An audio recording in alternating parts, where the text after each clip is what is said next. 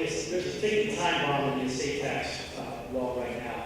The previous administration set up a sliding scale of which it will jump next year up to 55%, with only $1 million of an exemption. I helped pass a bill out of the House of Representatives in the Senate right now that would make it at 2009 levels and provide an added exemption for $7 million. So that small businesses and farmers who want to pass on their business to their loved ones have a degree of certainty that there is going to be a guaranteed value and rate at which they can plan for their futures. Unfortunately, we need the Senate to work on that. We've heard a lot about debts. Well, folks, the way we shrink our federal deficit is by getting our economy going again. Put people back to work so that they can pay taxes instead of collecting an unemployment check. You know, and when we do this, we're going to find that we need a system that makes sure we reward middle-class Americans. You know, I have heard this issue about certainty. Where's the degree of certainty?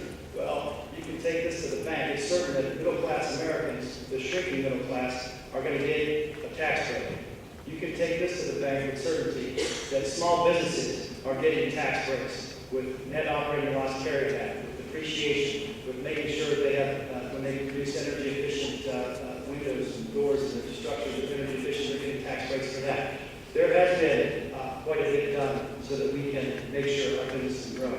What has created this uncertainty, in my opinion, is all these big special interest groups, the big corporations that run around and feed all these lies and fears about what health care means to middle-class Americans, like the Hawkins family and like Jack Hillier here from Worcester, creating all this uncertainty and misconception of ideas on what this means, with creating a national energy policy that moves away from our dependence on foreign oil and create jobs here that can't be outsourced. That's where the uncertainty is being derived. Thank you. Mr. Renacci. Well, I can tell you that I stand here this evening with the Farm Bureau and with small business, and I stand here supporting a 100% repeal of the estate or death tax, as you would call it. We cannot continue down a path where farmers in this community live their whole life, pay all their taxes, and then when they die, they have to worry about how that property moves to the next generation because the federal government steps in.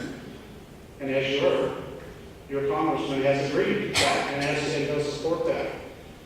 We need to permanently repeal that estate tax. Small business owners, they work their whole life. They build a business. They pay taxes. And then what happens? They die, and then the government takes anywhere from 45 to 55%. We need to repeal that so that small businesses, family farms, can continue to take the dollars they've earned over their lifetime and move those on to the next generation so farms can continue to survive. Farms don't have to be split, which I've seen that in Wadsworth. I've seen that in our district. They have to split off their farms because they have to pay the estate tax. We need to be able to stand here together and make sure that we repeal that death tax. Thank you, Mr. Renacci. Mr. Blevins. I oppose the estate tax wholeheartedly, and I believe we do need to repeal the estate tax for much the same reason Mr. Renacci stated. One works hard their entire life, they build a nest egg, and then our government taxes them for dying. This is amazing to me. We live in a nation where you can build and create wealth, and then because you pass away, our government can come in and take that from your family. It's a death tax. And now with the recent health care legislation, we have a birth tax placed on our children as well.